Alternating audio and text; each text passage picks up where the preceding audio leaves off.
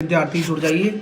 SSC MTS का notification आया था। नोटिफिकेशन एक तरीके से मिस्टीरियस हो चुका है। मिस्टीरियस इन द सेंस कि कुछ चीज़ें क्लियर नहीं की गई हैं, उनके ऊपर मैं विचार करने आया हूँ और जितना मेरी समझ है, जितना मैं एक्सपर्टाइज रखता हूँ किसी चीज़ में, मैं आपको वो बताने आया हूँ, जिससे कि आप लोग किसी भी चीज़ को हल्के में लेकर गड़बड़ ना करके आएँ। ठीक है, तो चलिए हर चीज़ को हम जानते हैं फटाफट से, बिना किसी दिक्कत के, बिना किसी टेंशन के। और नोटिफिकेशन में क्या क्या खास है, क्या क्या चीज़ों का आपको ध्यान रखना है, उन सब चीज़ों के बारे में मैं आपको बताने वाला हूँ। तो मैं चाहूँगा कि वीडियो को आप एक बार शेयर कर दो, लाइक कर दो वीडियो को, सभी विद्यार्थी फटाफट से। हाँ, जुड़ जाओ सभी, एक एक करके सारी क्लैरिटी ले लेते हैं। और क्योंकि ज़रूरी है, क्योंकि अगर एग्ज़ाम से पहले और या फॉर्म भरने से पहले आपने ये चीज़ क्लियर नहीं करी तो आपको गड़बड़ हो जाएगी और बड़ी वाली हो जाएगी, तो वो चीज़ ध्यान रखना है ना। तो इसलिए मैं आया हूँ, मैंने कहा यार एक बार थोड़ा सा स्टूडेंट्स को बता देता हूँ कि किस तरह की चीज़ें हैं आप लोगों के सामने आ सकती हैं प्रॉब्लम, तो उसका समाधान कैसे निकालेंगे आप। ठीक है, और मोटिवेशन भी क्या है कि यार ये एमटीएस क्यों भरना चाहिए आप लोगों को, हवलदार की पोस्ट में आपका क्या रोल है, एमटीएस अलग होता है नहीं होता, ये सारी चीज़ें हैं ना। तो चलिए चलते हैं, फटाफट से डिस्कशन करते हैं ना, टाइम भी कम है। ठीक है, चलिए।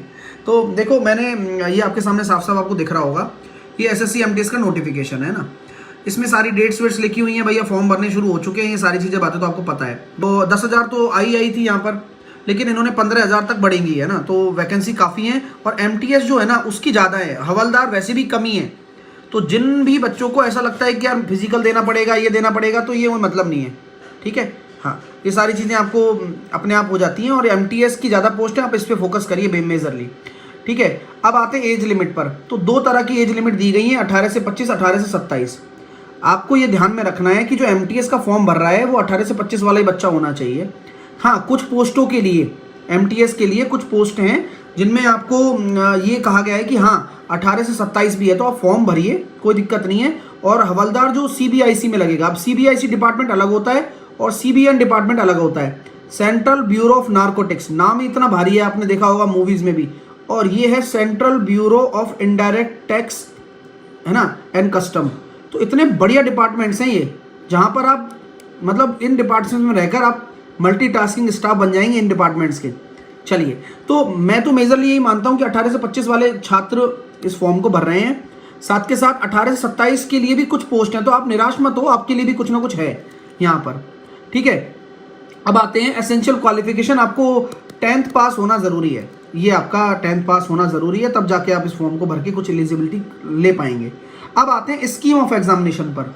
साफ साफ बोला गया, the examination will consist of a computer based examination, PET and PST only for havildar. MTS के लिए कोई भी फिजिकल एफिशिएंसी टेस्ट नहीं है, फिजिकल स्टैंडर्ड टेस्ट नहीं है, ये केवल हवलदार वाली पोस्ट के लिए हैं। तो आप बिल्कुल निश्चिंत हो जाइए। और फिजिकल एफिशिएंसी टेस्ट और पीईटी और पीएसटी वो ऐसा है कि पैदल चल के भी मेरा जैसा आदमी भी है ना आराम से पास कर लेगा, अभी बताऊंगा कैसे। तो computer based examination will be conducted in 2 session. आपको पता है इस बार 2 सेशन में बना दिया है, सेशन 1 और session 2। Both the session will be mandatory to be attempt any session will disqualify the candidate not attempting any session. आप ऐसा नहीं है कि एक सेशन देकर आप फ्री हो जाओगे तो डिस्क्वालीफाई कर दिए जाओगे, दोनों ही सेशन अटेम्प्ट करना मैंडेटरी है आप लोगों के लिए। पैटर्न आपको बता दिया गया है कि भैया numerical ability 20 60 number, 20 question 60 number, reasoning और general awareness 25 question 75 number, 25 question 75 number. 45 minute का समय दिया गया है, यानी कि 90 मिनट का टोटल टाइम आपका है, जिसमें आप हो सकता है कि पेपर के बीच में आधे घंटे का गैप हो, 1 घंटे का गैप हो, या लगातार भी हो सकता है पेपर। ठीक है, चलिए। अब जो मेजर बात है कि पहले सेशन में नेगेटिव मार्किंग नहीं है, no negative marking in session first. Session 2 में नेगेटिव मार्किंग है 1 नंबर, यानी कि 3 नंबर का है तो 1/3 नेगेटिव मार्किंग आपकी सेशन 2 में रखी गई है इनके द्वारा। अब बोला गया नॉर्मलाइज, आपके जो नंबर होंगे वो नॉर्मलाइज होंगे, ये बता दिया गया है कि भैया मार्क्स मतलब नॉर्मलाइजेशन होने वाला है इस पेपर में, ये पहले ही बता दिया गया है। साथ के साथ आप पता है ये इसकी जो एसेंशियल क्वालिफिकेशन है 10th है। कई बच्चे क्या होते हैं जो 10th के स्टूडेंट होते हैं वह अपनी रीजनल लैंग्वेज से थोड़ा सा अफेक्शनेट होते हैं, जैसे असमीज़, बंगालीज, गुजराती, कन्नड़।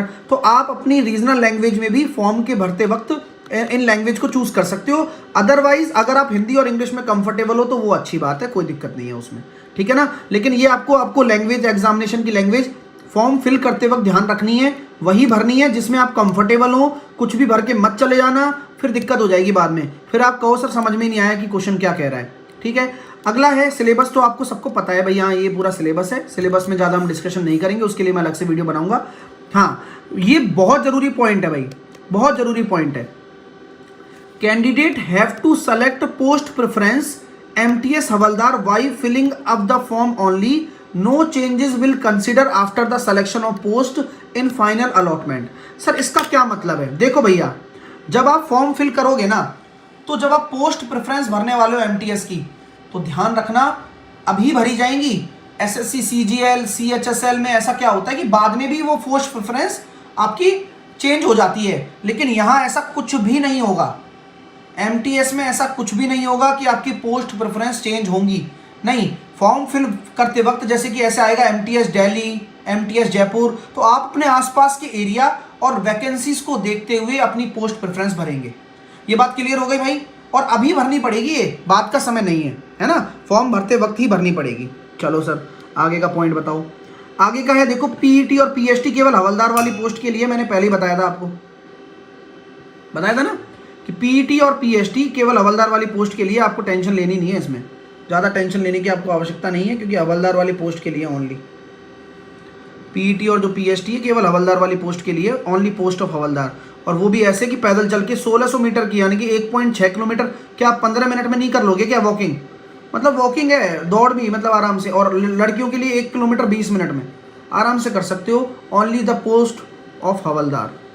चलिए अब मैं बात करता हूँ PST की। तो ये कोई नॉर्मल हाइट है, ऐसी कोई बड़ी हाइट नहीं है, आराम से आप इसको पैरामीटर्स को आप कर सकते हो। ये भी केवल हवलदार के लिए है, MTS के लिए ऐसा कुछ भी नहीं है, जिसकी वैकेंसी ज़्यादा है उसके लिए ऐसा कुछ भी नहीं है ना। हाँ, अब आते हैं मोड ऑफ सिलेक्शन पर। सबसे बड़ा डाउट, सबसे बड़ा क्वेश्चन मार्क बच्चे के दिमाग में ये है, क्या मैथ की वैल्यू खत्म हो गई है, क्या रीजनिंग की वैल्यू खत्म हो गई है, क्या इसका कोई लॉजिक नहीं है?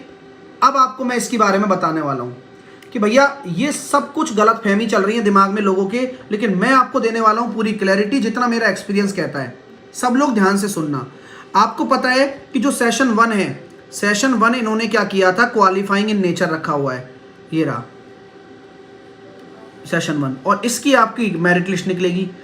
लेकिन आपको ये जानना बहुत ज़रूरी है मेरे दोस्तों, जितना मेरे को समझ है, कि इन्होंने लिखा है मिनिमम क्वालिफाइंग मार्क्स इतने तो होने चाहिए, लेकिन ध्यान रहे session 1 will be evaluated first and the performance in session 2 would be evaluated only if a candidate qualify session 1। आप ये मत सोच लेना कि मान लो 60 नंबर की गणित आ रही है, उसका 30% अगर निकाल लेता हूँ तो भैया 18 नंबर लाने पड़ेंगे। तो आप मुझे बताओ, क्या सभी के सभी क्वालिफाई नहीं हो जाएंगे क्या? बताओ मुझे।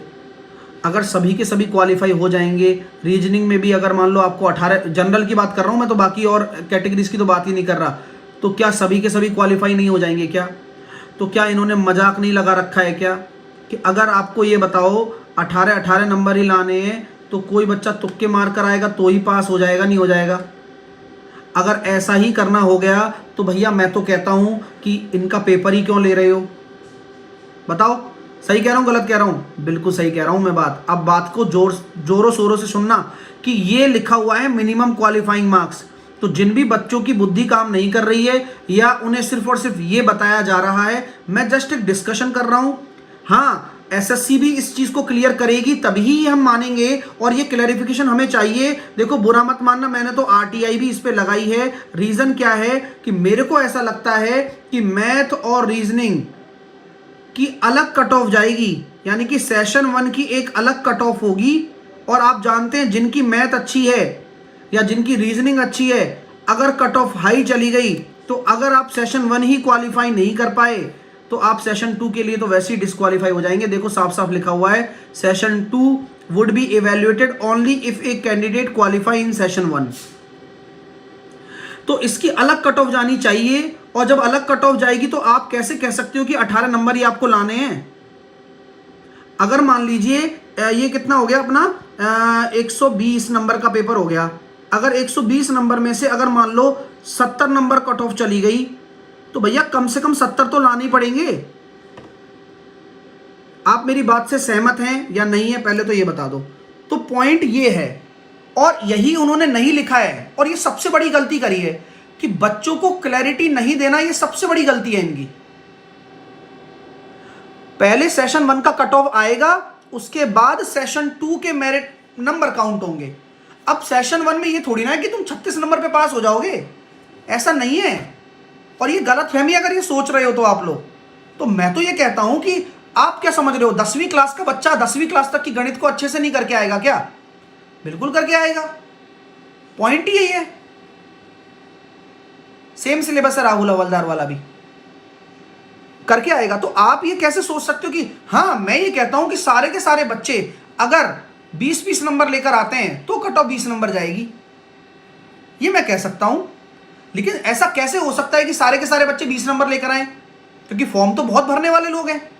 तो आप लोग जो बिगिनर्स हैं, या फिर आप ये सोच रहे हैं कि मेरे को मैथ नहीं आती थी, चलो बढ़िया हो गया, तो ये बढ़िया नहीं हुआ है, अभी पढ़नी पड़ेगी। ये कंफ्यूजन दूर कर लो आप। मैंने आपको क्लैरिफिकेशन दे दिया है। हालांकि अभी मैं 1-2 वीडियो और बनाऊंगा इस पर, और अच्छे से रिसर्च करूंगा मैं, लेकिन अभी तक जितना मेरा अनुभव कहता है कि इसकी अलग कट ऑफ जाने वाली है, तो आप उसी हिसाब से तैयारी करें, ठीक है। हाँ, फिर सेशन 2 की मेरिट लिस्ट बनेगी, हाँ, जिसमें सेशन 2, क्योंकि तभी तो छटनी होगी। एक ही पेपर है, लेकिन एक पेपर में उसने 2 टीयर कर दिए। एक तरीके से ये समझ के चल लो कि पहला पेपर 1, सेशन 1 और फिर सेशन 2। तो पहली बार तो पेपर कहीं एक हो नहीं रहा, पहली बार एमटीएस का ही एक ही हुआ है पेपर, बाकी तो सीएचएसएल भी अब 2 कर दिए, टीयर 1 टीयर 2 छटनी करने के लिए। सर पेपर हिंदी नहीं आएगी, हिंदी नहीं आएगी, इंग्लिश है इसमें, हिंदी नहीं है सिलेबस में। अब आते हैं आगे क्या पॉइंट है, देखो आगे पॉइंट दे रखा है, the recruitment process of post havildar will consist CBT और फिजिक्स। हाँ, मतलब केवल हवलदार के लिए ही होगा, है ना, पीईटी और पीएसटी। तो ये ध्यान रखना, एमटीएस की सीधी मेरिट आने वाली है, ठीक है। हाँ, इन्होंने क्या बोला है कि for the post of havildar candidate will be short listed in the ratio, यानी कि 5 गुना कैंडिडेट आएंगे केवल हवलदार वाले के लिए, जिसमें वो निकलेंगे पीईटी पीएसटी में, इस वजह से उनको 5 गुना लाएंगे, बाकी एमटीएस का डायरेक्ट हो जाएगा। एमटीएस में 2 एज ग्रुप बनाए गए हैं, 18 से 25 और 18 से 27। In the final result there will be separate age group wise, जो रिजल्ट आएगा वो अलग अलग स्टेट, अलग अलग union territory category wise cut off आएगी, ठीक है। For the candidate who are eligible for both age group, candidate age group vacancy will first to be filled age group 18 से 25, यानी कि पहले 18 से 25 की फिलअप होगा, उसके बाद उसे 18 से 27 में भेजा जाएगा, चलेगा। देखो यार, अब यही बात है ना डियर, कोई कुछ भी बता के जा रहा है, यही तो प्रॉब्लम है ईश्वर। हाँ, यही प्रॉब्लम है। अब हर कोई इंसान अपने आप को ज्ञानी समझने लग गया है, लेकिन जो क्लैरिटी है मैंने तो वो दी है भैया। देखो, तैयार होकर जाओ, चीज़ें क्या है कि फिर दिक्कत हो जानी है, दिक्कत फिर हो जानी है, और दिक्कत हम क्यों लें ये बताइए मेरे को। हाँ, और अभी मैंने आरटीआई लगा दिया है, और क्लैरिफिकेशन में लेकर आपको वीडियो बनाता रहूँगा। आप चैनल को सब्सक्राइब कर लें, साथ के साथ मैंने फ्री क्लासेस एमटीएस के लिए चालू कर रखी हैं। हाँ, डेली 12:30 बजे आपकी फ्री क्लास होती है टॉपिक वाइज।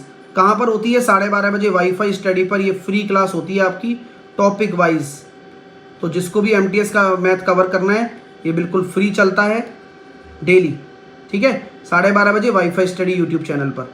तो आप इसे कवर कर लें, और साथ के साथ आप प्रमाण बैच भी ज्वाइन कर सकते हैं सुबह 9 बजे अनअकैडमी पर, एसएससी मैथ बाय साहिल खंडेलवाल वाली कैटेगरी में, साहिल 10 ऐसे कोड लगाकर। तो चैनल को सब्सक्राइब कर लो, बेल आइकन दबा लो, लाइक और शेयर कर दो। सर पैटर्न क्यों चेंज हो रहा है? पैटर्न इसलिए चेंज हो रहा है क्योंकि हवा बदलने वाली है। सर कैसी हवा? सीईटी आने वाला है, इसलिए पैटर्न सारे चेंज हो रहे हैं, ठीक है, ये मैं बता देता हूँ। सर एमटीएस रिटर्न नहीं होगा? नहीं होगा, कुछ भी नहीं है, रिटर्न का कोई लॉजिक ही नहीं, अब सीधा भर्ती है। तो ये अच्छी अपॉर्चुनिटी और वैकेंसी और बढ़ने वाली है। कम से कम 12,000 तो रात को ही अब हो गई, इंक्रीज हो गई वैकेंसी, अब 15,000 तक जाएंगी ये। एमटीएस निकाल लो इस बार, अच्छा मौका है। पढ़ना सब कुछ ही है, और वही जो पढ़ते आ रहे हो, जो सीएचएसएल के लिए पढ़ रहे हो, ये सीएचएसएल के लिए जो पढ़ रहे हो वही इसमें काम आ जाएगा, अलग थोड़ी है कुछ भी, है ना। और क्या, पढ़ाई करते रहो बस, पढ़ाई मत छोड़ो। रात को 8 बजे कैच द मैथ लगाओ, लिंक मैं कमेंट सेक्शन में डाल दूंगा, एनरोल कर लेना। डेली रात को 8 बजे क्लास होती है, आप कंटिन्यू फॉलो करो। 12:30 बजे मैंने फ्री बैच चालू कर दिया है टॉपिक वाइज, वहाँ से आप कंटिन्यू कवर करो, ठीक है। तो कैसी लगी इन्फॉर्मेशन ये मुझे कमेंट करके बताइएगा। चीज़ें सारी मैंने आपको क्लियर कर दी हैं, उम्मीद करता हूँ। तो take care, all the best, love you all. मिलते हैं आपसे इसी तरह के अगले सेशन में, जहाँ हम वार्ता करेंगे ऐसी चर्चाओं पर। तो bye bye, love you all, मिलते हैं आपसे अगले सेशन में, टेक केयर।